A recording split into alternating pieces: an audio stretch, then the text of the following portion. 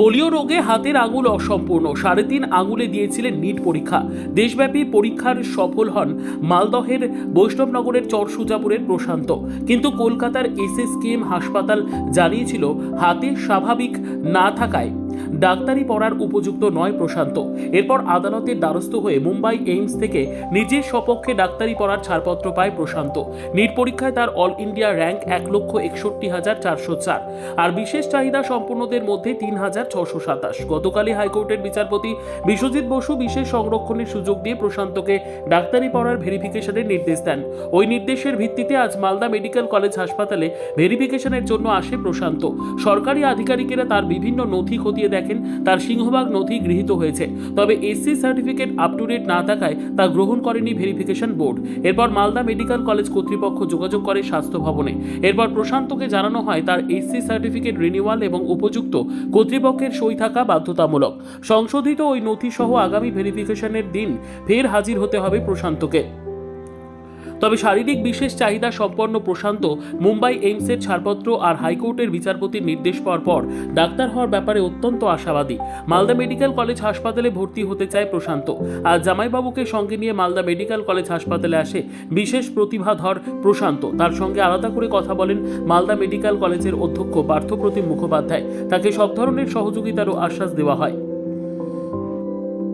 সার্টিফিকেটে একটা অসুবিধা হয়েছে, টেকনিক্যাল ফল্ট হয়েছে। সেই ফল্টটা হওয়ার জন্য সেইটার অসুবিধা থাকার জন্য ওই ব্যাকওয়ার্ড ক্লাসের অফিসাররা সেটিকে মঞ্জুর করেননি। যেহেতু তারা মঞ্জুর করেননি, আমরা আজকে ওটা ভেরিফাই করতে পারলাম না। ওটা কারেকশন করে দেওয়ার পর আমরা বিষয়টা করা যাবে। এমনি কি বলছে, মালদায় ভর্তি হতে চায় মালদা মেডিকেল কলেজে? সেভাবে আলোচনা হয়নি। আমার ভেরিফিকেশন স্টেজে আছে, তখন এরপরে কাউন্সিলিং স্টেজ থাকবে। তো ছেলেটির তো এমনি শারীরিক সমস্যা ছিল, এখন আদালত নির্দেশও দিয়েছে। আপনি তো দীর্ঘদিন ধরে ডাক্তারির সঙ্গে যুক্ত রয়েছেন, কি বলবেন ছেলেটির সম্পর্কে? না, এইভাবে মানে আমার হাতের শুধু প্রবলেম আছে, আর এমনি কোনো কিছু নাই। মানে তাও আমি সব কাজ করতে পারি, যেমন সবই কাজ, সাইকেল চালানো, এমনি কাজে টাজে সবই ধরতে পারি।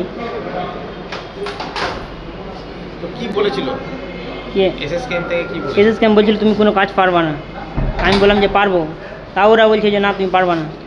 তারপর আমি 3-4 বার গেছিলাম, তাও বলছে তুমি পারবা না। বলছে তোমাকে বলছে তুমি যতই বড় প্রধানমন্ত্রী নিয়ে আসো তাও তোমাকে করে দেবো না, এইভাবে বলেছে। তারপরে কি করলে? তারপরে কি করলে? তারপরে আমাকে বলে তুমি চলে যাও বাড়ি, তোমার হবে না। কি করলে তারপরে তুমি? তারপর আমি আদালতে গেলাম, হাইকোর্ট করার পর এবার আমাকে মুম্বাই ট্রান্সফার করলো, মুম্বাই এমসে। ওখানে গেলাম, ওখান থেকে গিয়ে সার্টিফিকেট নিয়ে আসলাম। একটা সার্টিফিকেট নিয়ে এসে আবার মানে ওটা কভারের মধ্যে ভরা ছিল প্যাকেটের। তো ওখানে এরা জজ সাহেব খুললো, জজ সাহেব উকিলটা খুলেছিল মনে হয়। যাই হোক, রিপোর্টে কি বলা হয়েছে? রিপোর্টে বললাম আমি সাকসেস হয়। তাহলে এখন ডাক্তারি পড়তে অসুবিধা নেই? না।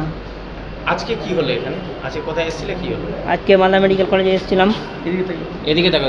তো মালদা মেডিকেল কলেজে আমার সবই ডকুমেন্টস ঠিক আছে, তো শুধু এসছি তো ওটা সিলটা নাই। ওটা আমি তো মানে অতটা জানি না সিল ওটা। অনলাইন বের করেছে নাকি?